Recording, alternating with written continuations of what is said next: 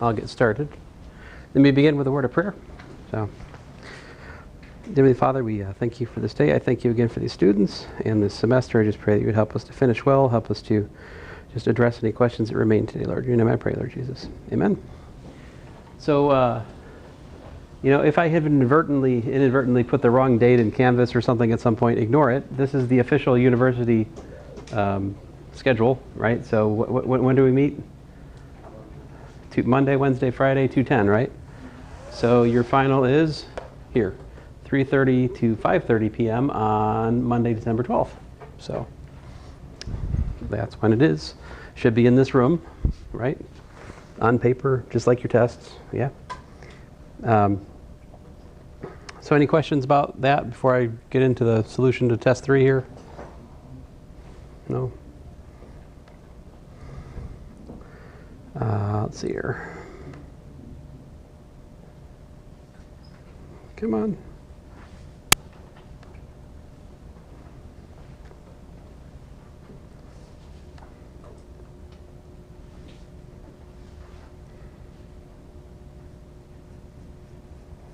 So I have posted the blank copy of test 3 as well as its solution, and I thought I'd already done that with test 2, but apparently I haven't, and nobody told me. So I did put a solution in just now before class. It's there now. Let's see here. But if we look in the most recent, here's the solution to test 3. It should be there. Let me open it up.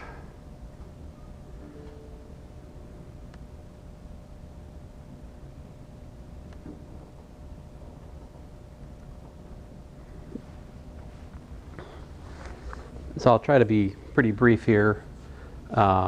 Usual matching. This is a dead giveaway. That means x equals to 0 at the center, which means it's got to be this one. This has got a vertical asymptote at -2. It's got to be that one. This is a circle centered at 2, -2 with radius 4, so it's that one. And this is an exponential that has a horizontal asymptote of -4, so it's got to be that one. Now, I think you guys did better on this, generally speaking. Likewise for problem 2, a lot more people got problem 2 right this time around, so that's good. If you're still not sure what's going on here, it's completing the square, right? And then we identify it with the circle equation and just compare 10 and -3, and the square root of 121 is 11. So some of you have figured it out and you got the right answer. There's still a bunch of you who are still kind of working on this. You're not quite there yet. A popular confusion is this. So here's what happens, you guys. You start out good, write this down, you get like 2 steps in, and then you're like, wait, what am I doing? Solve for y. Unfortunate thought. Because solving for y, what does that do? Solving for y takes you back where you started, right? That is not what you want to do. You're trying to solve for x. All right, you solve for x after you do that, and then that formula will be the inverse function. So anyway, some of you got it. Some of you are still working on it. Continue to work on that. That's likely a problem on your final. Not this one exactly, but something like it, yeah? Don't have much to say here except that the class is by and large exactly right on this one now. Much improvement here. Some people are a little bit wishy-washy on where this thing is supposed to go, but that's easily fixed. So if I took a point off here, it's because your inverse function isn't quite right. This one here, exponentiate base 2 both sides. 2 to the 5th is 32, so that gives you 42 for that one. Now number 6. So yeah, if you've got any questions or anything, just interrupt. I'll stop and talk about whatever. This one here, 100 is 10 squared, right? So if I take the log of both sides, I get 2 here. Some of you put like 100 here. Others of you put like 5 here. There's a great diversity in numbers that went here that were wrong, but a lot of you got to here and then for whatever reason didn't know how to solve x squared equals to 9. Now I think as you take a look at it now in the cold light of unpressured, there's no time pressure and you're not in the test anymore, right? You look at that and you're like, Ah, I could do that. I know that x squared equals to 9 has solutions plus or minus 3. Now some of you are like, plus or minus 3, too good to be true. This is a trap. It must be that the minus 3 was extraneous. Let's throw it out. But you see, that's not always the case. Like, you have to think through it. In this case, minus 3 works just fine. Plug it back in. Minus 3 squared is 9. 9 minus 7 is 2. 10 to the 2 is 100. So you can just explicitly try it out. Try plugging minus 3 into here. It works, right? So there are problems where the minus solution is extraneous and you have to throw it out, but that's not every problem, all right? We need to think through the solutions when you're thinking about throwing them out. Most people got problem 7 right, so yay. Problem 8 and problem 9, much suffering. Much wrongness here. So some of you guys, most of you need to work on your properties of logs. So what happens here is the 1/2 comes inside, gives you a square root, and then I multiply the things that are added, and I divide by the thing that's not. That's the property of logs right there. Now this one here, if you left your answer like this, I think I just took off 2 points. See, like the best answer uses the change of base to change the log to the natural log. So here a is natural log of x. So like log of x is equal to, let me write it up here. So like, for example, log of x is log 10 of x, right? Which is the natural log of x divided by the natural log of 10. That's the change of base formula. And so I did that 3 times there. Now, you know, if you didn't get that, that's okay. There's probably only about like 5 people in all my sections that got that right. So that I understand. That one's a little bit tricky. Problem 10, more people. Everyone should be able to get problem 10 right. Just take a step back, look at it. So what I did was I divide by 2, right? And then what is 1/2 log c? Well, that's log of c to the 1/2, right? Which is log of the square root of c. But then I take both sides and either use the 1-to-1 property of log base 3, or I raise both sides to the exponentiate both sides base 3, and I get a minus b is equal to the square root of c, which then solves for a. So, but a lot of people got problem 10 wrong.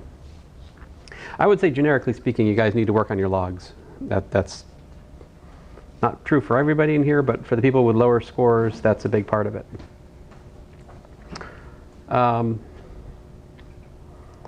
Problem 11, a lot of people got this, and even more people at least got all the way to e to the minus 0.3t equals to 1/2.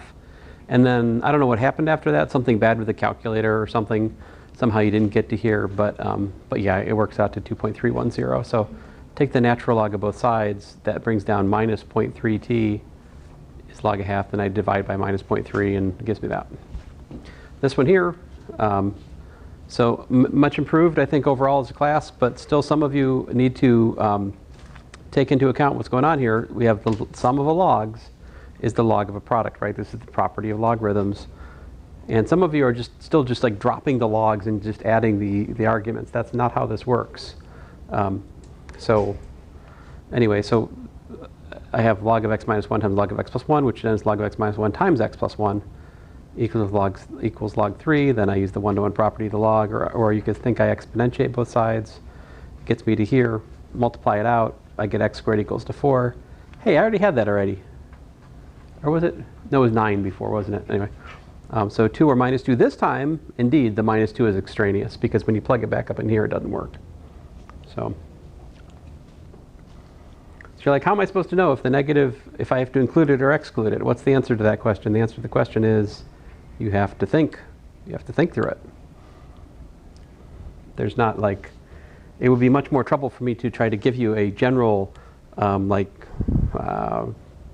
account of which possible problems have more than one solutions versus 2 solutions versus no solutions, et cetera, et cetera. It's much simpler to just give you the advice, think. You have to check the answer, like take it and plug it back into the start and see if it works or not, right? And so what do we mean by works or not? There's really 3 things to keep track of in here, isn't there? Division by 0, that's been with us from the start, right? We have to avoid division by 0. Square root of a negative number, watch out for that, right? And now, the new game in town, log of a negative number, right? We cannot have the log of a negative number. That's another thing to watch out for. So those are the three big ones in terms of violating formulas making sense. Let's see here. So the final exam is comprehensive, right? So that means it covers test 1, test 2, and test 3, right? A little bit of each.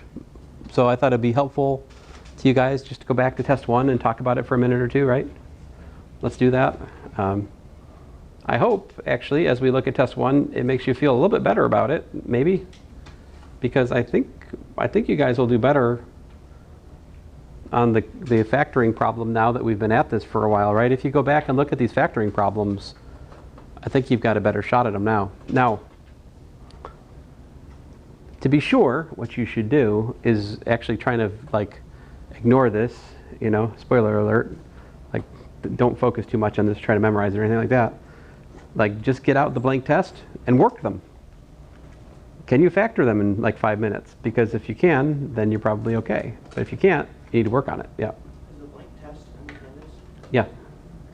So although not for test 2 yet, because I have neglected to post the blank test in the test solution for test 2. I don't know why. Like I said I was going to, and then I didn't, and then no one said, hey, you, post your stuff. So like no one has studied test 2 apparently in all 4 of my sections of college algebra. That's not a good omen, although that was a score. Or maybe, I don't know, maybe like a slightly missed, like almost a score, like a potential score. It felt like not quite a score. It felt like somebody made an attempt, it was blocked. That's what I'm going to say. I'm not going to go over there to find out though. So anyway, my point to you is, work the problem, try to work it out blank, see what you actually know, right? Then look at the solution, you know, that would be the smart thing to do. But I'm going to trust your ability to forget these answers and talk about them with you anyway, if that's okay. So like the first one was just plain factoring. This one is got the 2 out front, so it's a little pesky. This one here is 4th order, so like 4th order you make the substitution of, it's like x squared squared, so it's still the difference of squares. So that's the pattern here. This one I completed the square, and when I completed the square I learned its prime, right? This one, factor out x squared, right? And then this is actually a perfect square, so that's how that factors. So the other thing I told the other section, I think it's good advice, is if you're uncertain about the factoring, right? If you lost 40 points or 30 points or whatever, if this took your grade down by a letter or 2 on test 1, you're certainly the person who needs to copy these problems down onto your formula sheet so that you have like a lifeline on the test, right? If you're just completely stumped and you see something like this on the final, wait a minute, what was I supposed to do? Well, maybe if you have this example written out, now it's not going to be the same number, right? The numbers are going to be different. Maybe this isn't going to be x to the 4th. Maybe it's going to be, you know, 16x to the 4th or something. Like I might mess with it a little bit. But at least if you had this example down, you would have a means, you'd have some hope of maybe figuring it out on the basis of the example that you have in the sheet, right? Now, that's not saying that like writing it down on the sheet means, okay, check the box, right? I'm done studying factoring, right? That's not going to do it. You need to understand a fair amount, like just being able to say, oh, this is that problem from the sheet. It's not solving the problem, right? It's just some help. Yeah. How much like notes are we allowed on the? You're allowed three pages of notes, front and back. I said you can have 1 page from each test.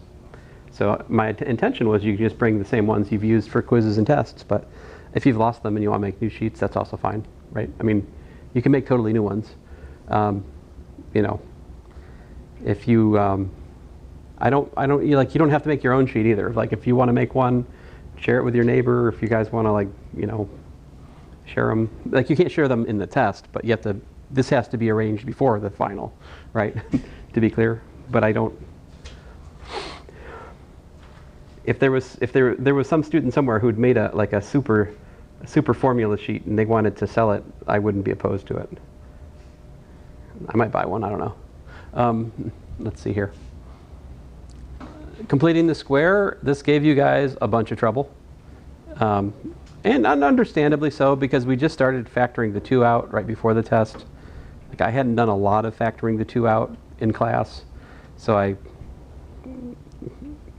think I did it in the review day, but maybe not elsewhere so much. But anyway, I factor the 2 out, I complete the square, and then I can actually factor, right? So there's that.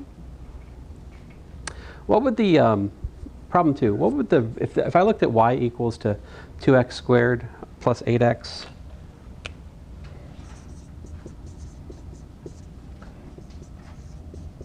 Minus 14, and I say, where's the vertex? Could you tell me?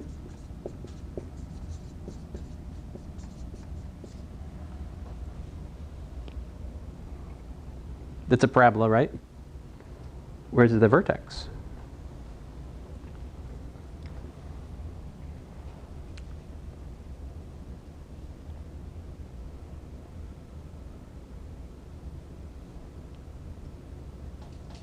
I can tell you where the x-intercepts are, right?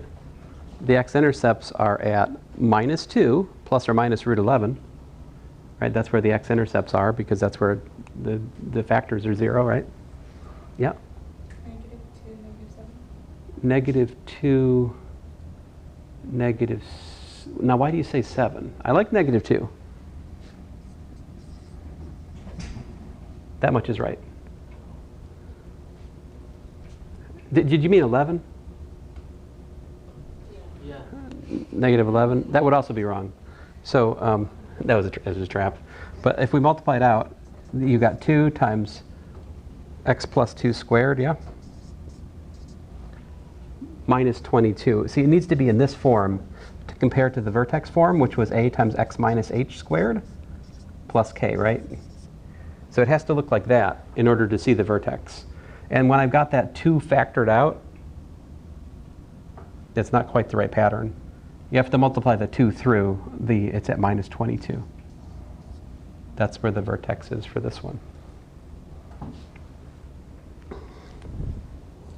See, that would have been a smart question for me to ask here. But maybe I couldn't do that yet, because this is test 1, and we hadn't talked about the vertex of a parabola, had we? I think that's test 2, isn't it? Yeah. Okay, so let's go on here. Simplifying rational expressions. Basically, you're looking to cancel like factors. You're looking to make common denominators. When you divide, it's multiplying by a reciprocal, right? These are things we need to do. Solving a quadratic equation. If you've already got the square completed, you just take the square root both sides and use the plus minus property. Notice that this minus 7 gives us I root 7, right? So the answer here is complex. This one here, well, I can just straight factor it, so there's no need to do the square root stuff for this one, right? So we can always fall back on factoring if we can do it. That's the easiest way, right? But this gave you guys a lot of trouble. But I would point out, it's not that complicated. The domain is the x values. So see, there's an x for minus 6. Minus 2's got an x, right, that dot right there. All the way over to 4. 4 is not included, so we go minus 6 to 4. Minus 6 included, 4 not, 4 excluded. And then 4 excluded all the way over to 8. That's my domain. Now my range, the y values go from minus 4, not included, all the way up here to 6. And you might say not included because of that, but keep in mind over here, 6 gets hit right there. So the range is minus 4 to 6. 6 included, minus 4 excluded. So, and then y is f of minus 2, 4. See this right here, this dot? That means f of minus 2 is 4. That's what that notation means in the graph.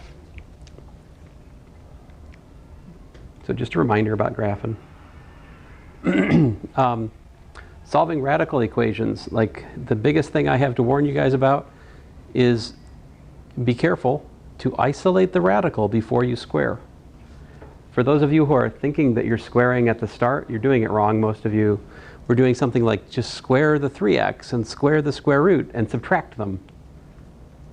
But this is not correct. Like, you have to move it to the other side, and then we can square both sides. Once you've isolated the radical, square it, and then you got a quadratic. Now this is kind of ugly, so I used the quadratic formula, and I got 1 and minus 5/9, but that one's extraneous. When you plug it back in, you find out it doesn't work.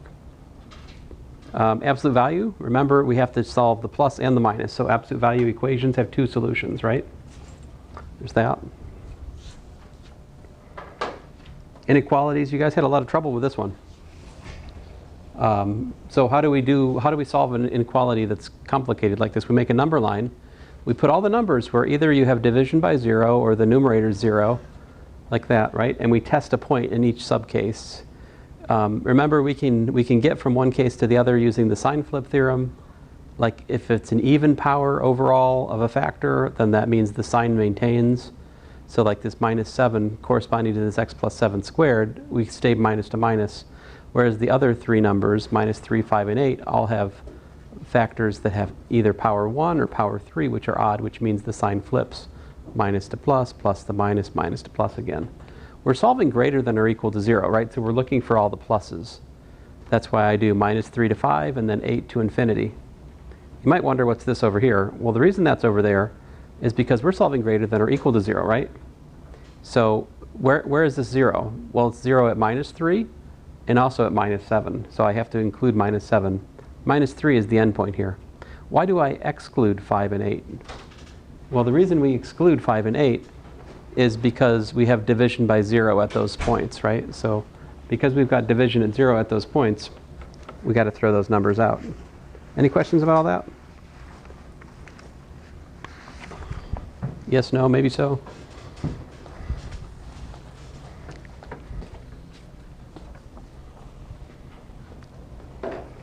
What was the other kind of inequality that we ran up against on test 1? Do you guys remember? The absolute value inequalities. And so here, remember there was really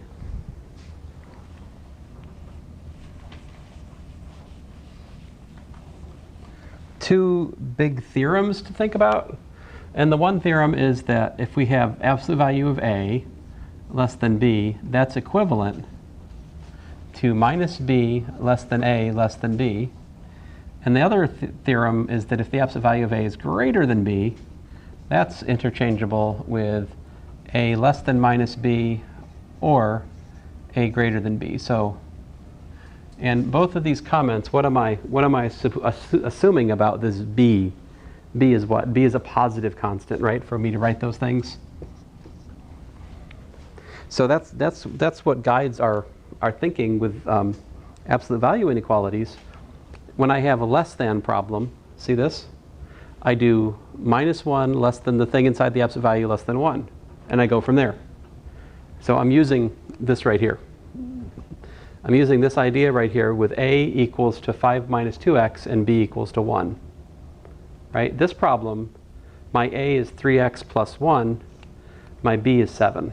Right? So I have either 3x plus 1 is less than minus 7 or 3x plus 1 is greater than 7.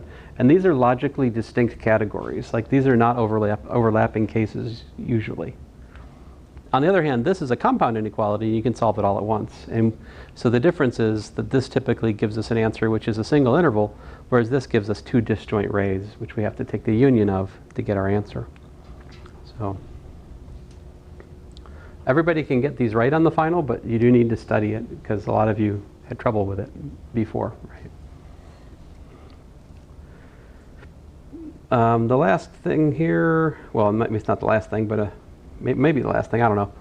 Do you guys remember how do we get a parallel line? Parallel, if we have y equals minus 4x plus 1, parallel means slope must also be minus 4, right? So the parallel line, I put slope minus 4.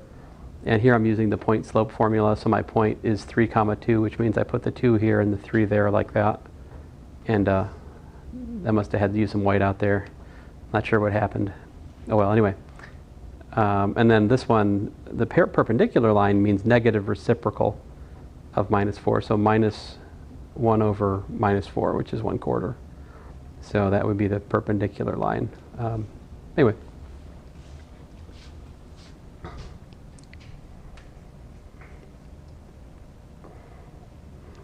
So I try to put as much on the final as I can, but inevitably there are certain problems that get missed, right?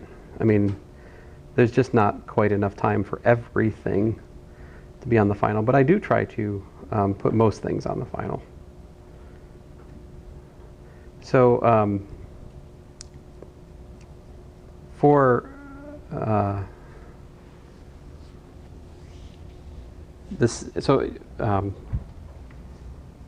I should mention, to study for the final, I think the wise thing to do is to study quizzes 1, 2, 3, and test 1, 2, and 3. Like as I make the final, I look at all the quizzes and I look at all the tests. And then after that, I may add something from the homework, but I definitely start and focus primarily on the quizzes and the tests, right? So I'd say that there might be like maybe 2 questions on the final that aren't just directly mimics of things that are already on the tests and the quizzes. One of the things that I mentioned in the other section, likely to be kind of new for the final, is I want to make like a multiple choice question about the log simplification where I give you like 3 logarithmic expressions and then I give you like 4 or 5 simplifications, and then I have you basically match or not, right? So like maybe I'll have 3 expressions and then I'll have 5 options. And it could be that like 2 of those options actually are not simplifications of the expressions that you have, whereas 3 of them are. I'm going to allow the possibility that you could have the same expression simplified 2 different ways. So in order to get this problem right, you need to have your like log laws solid and be able to simplify things and recognize how to simplify a logarithm. If you can do that, you'll get that problem right. So I'm mixing up the format on the log simplification problem a little bit for the final, I think. But for the most part, it'll be very, very similar to what you've already seen, right? I do try to change numbers, and I try to, if it's like a multiple choice kind of thing, I try to at least change the order of the answers, you know, things like that. My intention is not for you just to copy all the problems down onto the 3 sheets and then regurgitate them back to me. That's not the point, right? Like, I just want the final to be close enough to the tests that studying the tests and the quizzes is productive for you, if that makes sense. So this one here, test 2, right? We had, well, this was quiz 2. Remember, I made that mistake. I put my graph was wrong. I should have had it where the red V is, because this has, it doesn't go below the x-axis actually. And this guy is that one because it's half of a parabola turned over, and a cube root, that's that one, and this is it's got the volcano in it, so it's that one.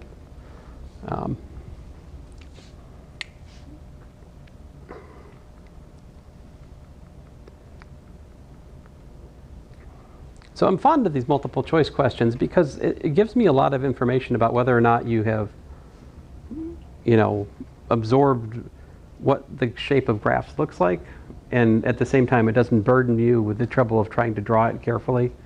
So I gain a lot of information about what you know from those problems without like putting you through a lot of effort of graphing and other things, which is nice. Now this one here, now here's the vertex question right here, right? But this one is easier because I didn't have the 2, right? So this, in some sense, is a nicer problem for the final because it's got, you know, this is a nice problem for the final in some sense. But anyway. So we complete the square, right? And then once you do that, you can see the vertex is at 4 minus 5, and the x-intercepts, after you make the next step, you can see the x-intercepts are here and here. Let me talk about this one again right briefly, because this one gave you guys some trouble. Remember, to figure out, is it a 0, is it a vertical asymptote, is it a hole in the graph? Hole in the graph is when you've got a balancing act between the numerator and the denominator, like an equal number of factors above and below. That's going to give you a hole in the graph. Or you could have more upstairs, but anyway, so the hole in the graph at 2, there's a x-intercept at -2 because x plus 2 is upstairs. There's a vertical asymptote at -1 because the x plus 1 is downstairs. And so that's what we have here. -2, 0 is the x-intercept. Vertical asymptote -1, x equal to -1. The hole in the graph, how do I get the 4/3? I get the 4/3 from plugging 2 into the simplified function. So I simplify out the hole in the graph term. That leaves me x plus 2 over x plus 1. I plug 2 into that, I get 4/3. That's where the hole actually is. not many of you had actually appreciated this detail on test 2. I would encourage you to go back and study this one again. This problem and the one that was like it on test 2 are important. Make sure you can understand what was going on here. Yep. The graphing. So on the quiz, there was a horizontal asymptote of -2 because the degree of the numerator and denominator were like equal. So the leading coefficient works out to -2. But on the test, it was not this, right? On the test, what was the difference? Let's see if I can find it.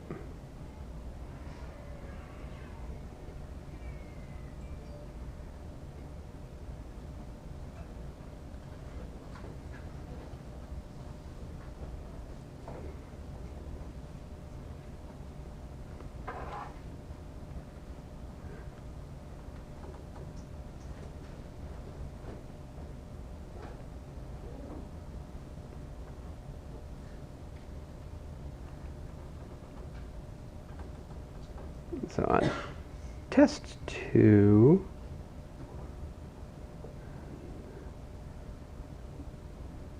what was the difference with test 2 versus quiz 2? See the graphing problem? The big difference here is this one, the degree upstairs is 1, the degree downstairs is 2, right? So they're not equal degree. Whenever you have the degree of the denominator is bigger, the horizontal asymptote is just the x-axis, right? Y equal to 0 is your horizontal asymptote. In contrast, the one in the quiz had equal degree up and above and below, so that's why we had the horizontal asymptote being -2 on that other one. Now, x-intercept of 2, you got vertical asymptotes at -6 and 4, so it ends up looking like this.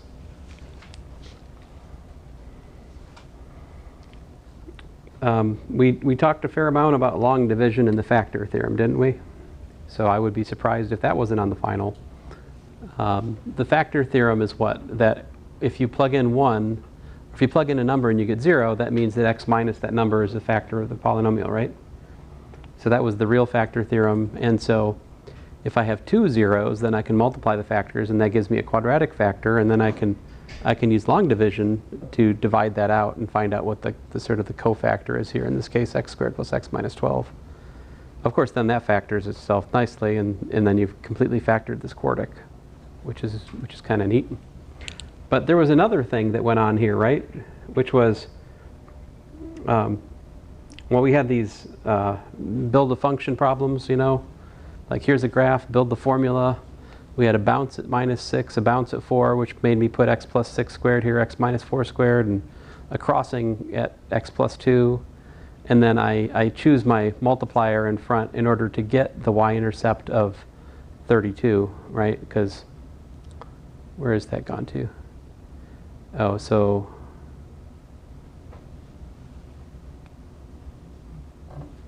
what? I'm confused. Oh, f of 0 is 32. Yeah, I'm an idiot. For some reason, it looked different over there. What's wrong with me? So that equals to 32, then solve for a, which gives me 1 over 36, which is that. Let me look at the quiz right quick. So the quiz 2, remember quiz 2, I gave you a complex 0 of 1 plus 2i, and f of 5 is being 0. So complex 0 gives me an irreducible quadratic or a prime factor, prime quadratic factor, in this case x minus 1 squared plus 2 squared, which is this. And so since this was a cubic, that's it, right? If you've got a quadratic and a linear factor, you put those together, that's all you need to get order 3. And so then I figure out what the multiplier is by saying f of 0 is 50, and then annoyingly, I asked for standard form here, so we actually had to multiply it out. But unless I ask for standard form, don't multiply it out, right? Like, I have not multiplied the answers out other places, right? Because, why? Because I didn't ask you to, and I don't expect you to multiply it out unless it's asked for. Like here, find the polynomial. Well, this is a perfectly good way to leave the answer. You don't have to multiply these out, right? Okay, so this one, we've got a bounce at 2, rather minus 2, right? but we've got crossings at minus 6 and 4. That's why it's x plus 6 here, and x minus 4 there, x plus 2 squared. So I know it's been a little bit since we did these things, so I think it's good to talk about them again together here. And here I asked you, does this guy have a factor of x cubed plus 2? And to calculate f of x over g of x by long division, so here it is. Right, so I would kind of expect somewhere there's a long division question on your final. Right. What was the corresponding question on the test? I think I had one of those on the test, didn't I? Oh yeah, this is where I had that kind of sneaky problem. Here it was. So here I had this quartic, x to the 4th minus 6x cubed plus 14x squared minus 21x plus 35. And I told you that, well, I said to try x squared minus 6x plus 10, to divide that into that and see what happens. And when we do that, we get x squared plus 4, and we get a remainder. All right? So what that means is that f of x is equal to the divisor x squared minus 6x plus 10 times x squared plus 4, then plus this remainder term, right? And the thing that makes that neat is if you plug 3 plus I into that, 3 plus I is a 0 of that quadratic. So like 3 plus I makes this term 0, which makes this whole mess 0, and all you have left over non-zero is that over there. So you can actually calculate the value of the polynomial at that complex number as 4 plus 3i through relatively little arithmetic. I think there exists a student somewhere who got 4 plus 3i through brute force arithmetic, but man, to just do it directly, to put 3 plus I into that formula, whew, that's bad. Yeah, you did that. That is not, but you see this is easier, right? Like much, much easier. But anyway, so guys, I updated the, so by the way, this thing I was just talking about at the end is kind of, has a more of a bonus flavor to it, but I'm not saying that's necessarily on the final. I do think it would be good for you to know the complex zeros theorem, like this theorem that, you know, if we have, I'll just write it out. If you have f of alpha plus I beta equals to 0, that's going to be true only if you have x minus alpha squared plus beta squared factor of f of x. So that's the complex zeros theorem. The factor theorem says what? Just if f of c equals to 0, what?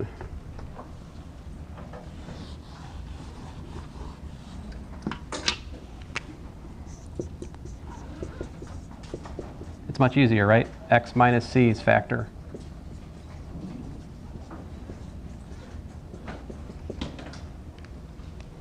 So these are actually, what I wrote in black is really just the straightforward consequence of what I wrote in blue, and the fact that the complex factors come in conjugate pairs. But okay, so I modified the grade book, right? Do you guys understand what I did? Yes, no? So I'm trying to make it so all of the homeworks do not count for the final, like the final grade in Canvas, and which isn't to say they don't count. They count, of course. I am uploading those scores and adding them up, dividing by 370 and multiplying by 200. So 200 times my lab points divided by 370, that's the homework total. Because you have 200 points in the syllabus for the homework, but if you look at the sum of the MyLabs points, there's 370 of them, right? So if you did all 370, you should have 200 points in the homework total column that I put in the grade book, all right? So I will, listen, that's not final either. You're still working on homework. I mean, it will be final soon, right? Because when's the final due date? It's like Wednesday, right? So you don't have much time, but after that it's done. It's fixed. I will update the homework total column again, like at the final, after the final probably, or maybe before if I have time. I don't know. But and then there's also the modified test total points, right? Modified test total. I don't think I've put numbers in there yet because I can't populate the modified test totals column until you take the final exam, right? Once you take the final exam, what I'll put in that column is the sum of the points that are found from either taking the points you already earned on test 1, 2, and 3, or, you know, like, so each test I do this. Max of test divided by 150, comma, final divided by 200 times 150. So I do this for each test. What that means is, like, if you get an 80 on the test, right, but you get a 90 on the final, then what I'm going to put into that modified test total is the 90% that you got in test. It makes your test 1 like 90% instead of 80%, right? So it's going to replace whatever grade you got on your previous test with the final exam grade if it's helpful. So if you make 100% on the final, then the modified test total is 450, which means it's as if you made 100% on all 3 tests. I will replace not just 1, but up to 3 tests with this, because my final is comprehensive, so if you understand it, then you understand it. So, yeah, all hope is not lost. You can still make a very good grade in this class if you understand. So, thanks, guys.